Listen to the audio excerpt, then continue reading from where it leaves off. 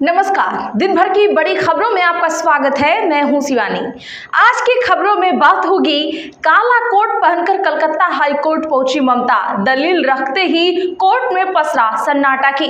वहीं राहुल के दौरों पर बीजेपी ने उठाया सवाल। कांग्रेस ने मोदी की लिस्ट मुंह पर फेंक कर मारी की और अचानक चुनाव आयोग के ज्ञानेश कुमार का फैसला 17 राज्यों के लिए बड़ा ऐलान की।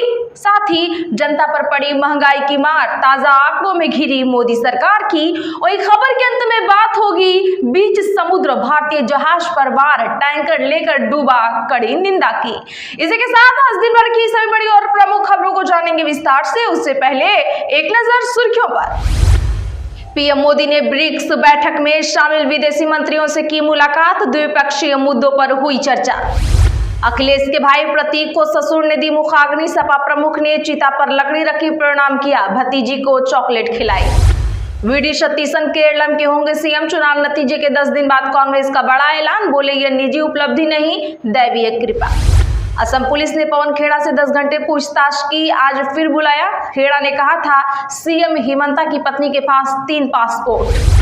एआईएडीएमके में पड़ी फूट, पलानीस्वामी षणमुगम गुट में बची पार्टी, सीएम विजय को सपोर्ट देने वालों को हटाया, बवाल रोकने चेन्नई ऑफिस के बाहर पुलिस हुई तैनात। श्याम मानव बोले चुनौती छोड़कर फिर भागे धीरेन्द्र शास्त्री, चमत्कार में फेल हुए तो बाबागिरी का धंधा बंद हो जाएगा, शास्त्री अड़े दरबार में आओ। भारत ने शुगर एक्सपोर्ट पर 30 सितंबर तक लगाई रोक, घरेलू सप्लाई और कीमतों को काबू करने के लिए लिया फैसला, नोटिफिकेशन किया जारी।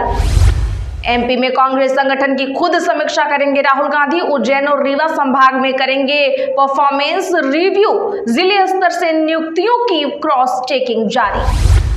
जस्टिस स्वर्णकांता बोली मेरे और कोर्ट के खिलाफ अपमानजनक बातें कही, चुप नहीं रह सकती, शराब नीति घोटाले के आरोपियों पर अवमानना की कार्रवाई करूंगी। ईरानी विदेश मंत्री की अपील, ब्रिक्स का मंच अहम, यूएन चार्टर का उल्लंघन करने वालों की खुलकर करे निंदा। ईरानी विदेश मंत्री की अपील, ब्रिक्स का मंच अहम, यूएन चार्टर का उल्लंघन करने वालों की खुलकर करे निंदा। तमिलनाडु में सत्ता संभालते ही विजय ने 16 लाख कर्मचारियों और पेंशनर्स को दिया तोहफा, 2% बढ़ाया महंगाई भत्ता। तेलंगाना में पॉक्सो मामले में मंत्री के बेटे बंदी भागीरथ की तलाश तेज, पुलिस ने दिल्ली करीमनगर में भेजी टीमें। पुणे अस्पताल में आईईडी मिलने की घटना को सीएम फडणवीस ने बताया साजिश, बोले एआई के इस्तेमाल से होगी आरोपी की पहचान। संवैधानिक शक्तियों का सही इस्तेमाल ना होने से बढ़ रहा बवाल, कांग्रेस का केंद्र और राज्य सरकार पर बड़ा हमला। कर्नाटका स्कूलों में हिजाब बैन का आदेश लिया गया वापस, 2000 में लगी थी रोक, नए आदेश में अलावा रुद्राक्ष और जनेऊ की भी मिली अनुमति। कोरोना नियम उल्लंघन मामले में तेजस्वी यादव को मिली जमानत, पटना एमपीएमएलए कोर्ट में किया आत्मसमर्पण, बोले मजदूरों की आवाज उठाने पर हुआ था फर्जी केस। केंद्रीय मंत्री शिवराज सिंह चौहान ने लिखी पीएम मोदी पर किताब, अपनापन का 26 मई को दिल्ली में होगा विमोचन, चौहान ने एक्स पर दी जानकारी। आदिवासी के घर पर जेसीबी चलाई, प्रशासन की गाड़ियों पर हुआ पथराव, ग्रामीणों ने लहूलुहान परिवार का वीडियो बनाया, एसपी कलेक्टर बोले खून नहीं कलर है। सेंसेक्स 790 अंक चढ़कर 75,399 पर हुआ बंद, निफ्टी में भी 277 अंक की रही तेजी, बैंकिंग और फार्मा शेयर्स में ज्यादा खरीदारी रही। चलिए जानते हैं अब बड़ी और प्रमुख खबरों को विस्तार से। उससे पहले वीडियो को अभी लाइक कर दे, खबरों को आखिर तक जरूर देखें। भाजपा बोली राहुल 22 साल में 54 बार विदेश गए, फंडिंग किसने की, कांग्रेस ने जारी कर दी पीएम की लिस्ट। दरअसल बता दें कि भाजपा ने लोकसभा में विपक्ष के नेता और कांग्रेस सांसद राहुल गांधी की विदेश यात्राओं पर सवाल उठाया।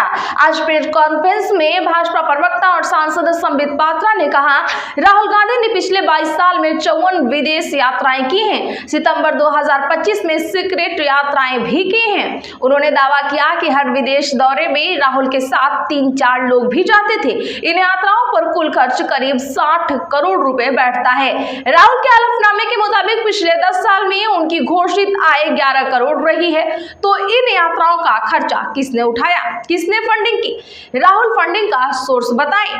इधर कांग्रेस ने भी प्रधानमंत्री मोदी के पिछले 12 साल में 76 देशों के 96 दौरों की लिस्ट जारी कर दी है। कांग्रेस ने 100 पोस्ट में लिखा, जनता की गाढ़ी कमाई मौज मस्ती पर उड़ाई। बता दें कि राहुल गांधी ने 18 दिसंबर को जर्मनी में बीजेपी पर भारतीय संविधान को खत्म करने की साजिश रचने का आरोप लगाया था। राहुल ने कहा, बीजेपी संविधान की उस मूल भावना को खत्म करना चाहती है जो सभी नागरिकों को समान अधिकार देती है। राहुल गांधी ने लिखा, भारत दुनिया का सबसे बड़ा और जटिल लोकतंत्र है जो सिर्फ भारत की ही नहीं बल्कि पूरी दुनिया की साझा धरोहर है। भारतीय लोकतंत्र पर हमला वैश्विक लोकतंत्र पर भी हमला है। ममता काला कोट पहनकर कलकत्ता हाई कोर्ट पहुंची, चुनावी बवाल से जुड़े मामले में की पैरवी। दरअसल पश्चिम बंगाल की पूर्व मुख्यमंत्री और तृणमूल कांग्रेस चीफ ममता बनर्जी एक बार फिर काला कोट पहनकर कोर्ट में दलील देने पहुंची। ममता आज कलकत्ता हाई कोर्ट के चीफ जस्टिस सुजॉय पाल और जस्टिस पार्थ सारथी सेन के सामने पेश हुई। मामला हाल के राज्य विधानसभा चुनावों के नतीजों के बाद हुई चुनावी बवाल से जुड़ी जनहित याचिका का था। सुनवाई के दौरान ममता ने कोर्ट को बताया कि राज्य में हाल ही में हुए विधानसभा चुनावों के बाद बड़े पैमाने पर बवाल हुआ है। इसमें बुलडोजर एक्शन भी शामिल है। पुलिस एफआईआर दर्ज करने की परमिशन नहीं दे रही है। उन्होंने टीएमसी कार्यकर्ताओं पर हमले, आगजनी और हत्याओं के आरोप लगाते हुए कोर्ट से सुरक्षा और निष्पक्ष जांच की मांग की है। इधर सुनवाई के बाद जब ममता कोर्ट रूम से बाहर निकली तो गलियारों में मौजूद वकीलों की भीड़ ने उन्हें घेर लिया। ये सभी ममता को देखकर बुआ चोर भतीजे चोर के नारे लगाने लगे। बीच समुद्र में भारतीय जहाज पर वार डूबा, भारत बोला ये बिल्कुल बर्दाश्त नहीं। जी हां, बता दें कि भारत ने ओमान तट के पास अपने ध्वज वाले एक जहाज पर हुए वार की कड़ी निंदा की है।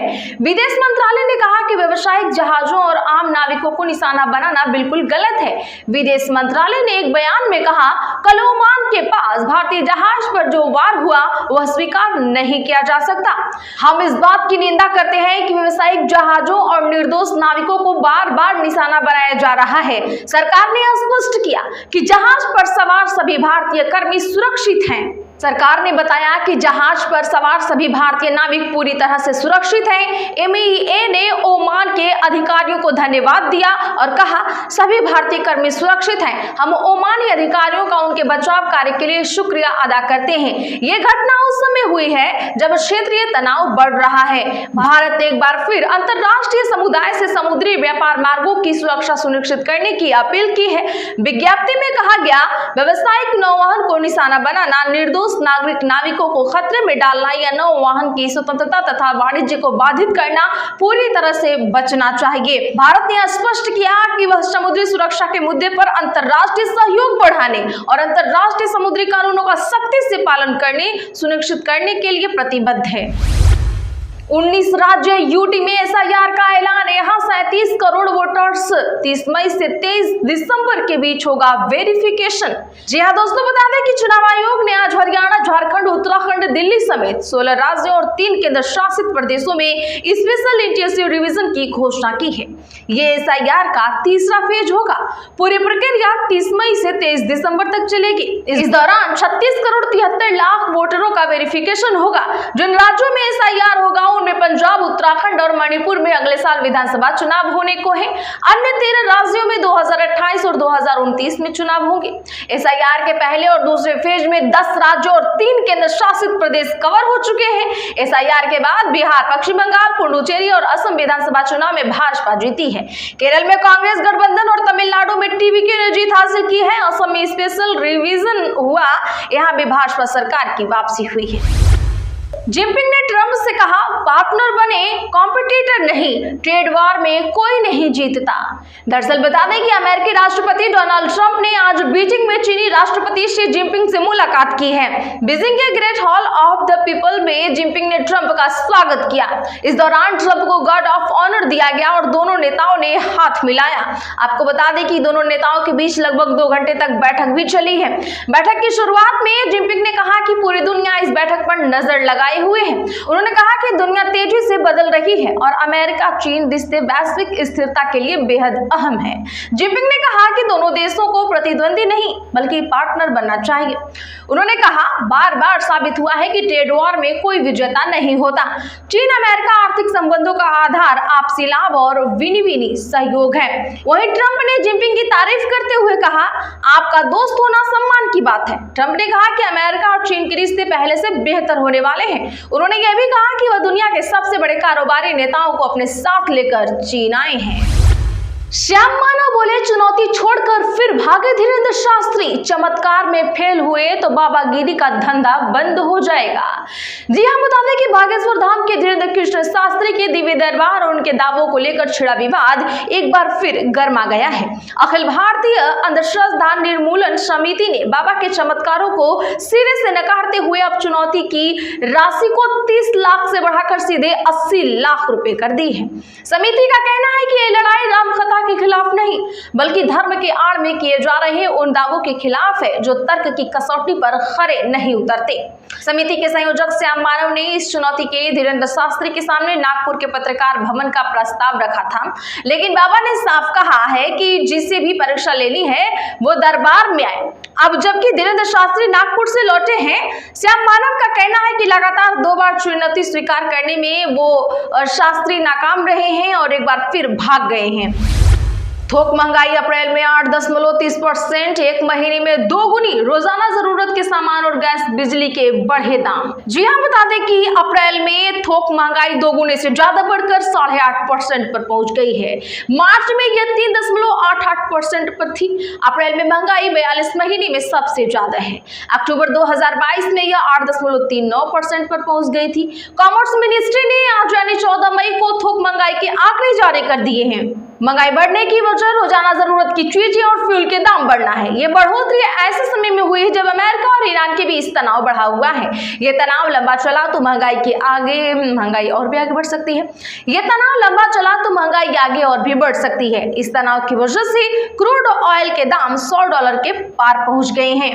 तो आज के लिए बस इतना ही। ऐसी ही खबरों के लिए चैनल सब्सक्राइब कर लें और बगल में घंटी के निशान को जरूर दबा लें। वीडियो को लाइक और शेयर करना ना भूलें।